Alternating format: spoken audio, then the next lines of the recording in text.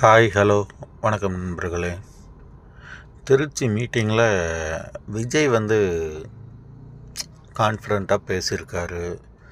அவர் ஜெயிச்சிட்டாரு, சிஎம்மாக இருக்கார் அப்படிங்கிறதெல்லாம் ஓகே, அது சந்தோஷம்தான். 2 கட்சியை தவிர்த்து 3வதாக ஒரு கட்சி வரும்போது அது மக்கள் ஏற்றுக்கிறாங்க. அவர் வந்ததுலேயும் ரொம்ப சந்தோஷம்தான் மக்களுக்கு.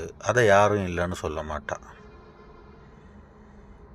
ஆனால் மற்ற கட்சிகளை அவர் பேர் சொல்லலைன்னாலும் பரவாயில்லை. ஆனால் நம்ம அதிகாரத்துக்கு வந்துட்டோம், அந்த பொறுப்பு அவருக்கு ரொம்பவே அதிகம். ஸோ அவர் பேசுகிற வார்த்தைகளை பார்த்து பேசணும். அப்படித்தான் நான் நினைக்கிறேன்.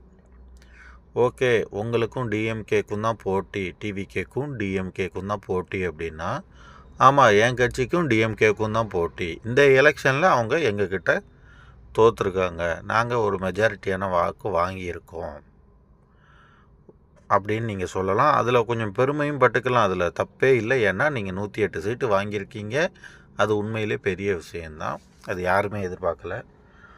ஆனால் ஒரு விஷயம், டிஎம்கே இப்போது ரொம்ப சின்ன கட்சியும் இல்லை.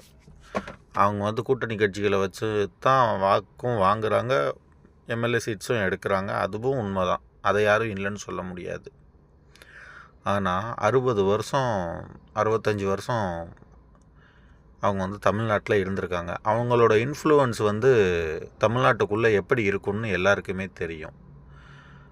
ஏடிஎம்கேவும் அதே தான், அவங்களோட இன்ஃப்ளூயன்ஸும் இருக்கும். அவங்க ஆட்சி அதிகாரத்தில் வேணால் இல்லாமல் இருக்கலாம், ஆனால் அவங்க டைம் பீரியடில் வந்த அரசு அதிகாரிகள் எல்லாருக்கும் அவங்களோட இன்ஃப்ளூயன்ஸ் இருக்கும். அதை யாரும் இல்லைன்னு சொல்ல முடியாது. ஈவன் மேயர் ஆஃபீஸில் கூட உங்கள் ஃபோட்டோவை கூட வைக்கிறதுக்கு யாரும் இப்போ ரெடியாக இல்லை. அதுக்கு எவ்வளோ பெரிய பிரச்சனை ஆகும்னு உங்களுக்கு தெரியும். அதை பற்றி நீங்கள் பேசவும் மாட்டீங்க.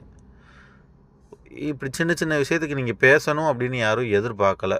சரி, ஓகே, நீங்கள் சொல்லல செயல் அப்படின்னு சொல்கிறீங்க, அதையும் ஏற்றுக்கிறோம். ஆனால் மற்ற கட்சிகளை நேம் சொல்லலைனாலும் பரவாயில்ல, அவதூறு பேசாமல் இருங்க.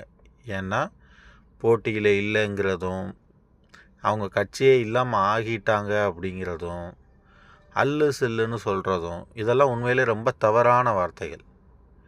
இந்த மாதிரி வார்த்தைகளை யூஸ் பண்ணாதீங்க. ஏன்னா இன்றைக்கி வேணால் நம்ம 108 எம்எல்ஏ சீட்டு வாங்கி நம்ம ப்ரியாரிட்டி வைஸில் ஃப்ரண்டில் இருக்கலாம்.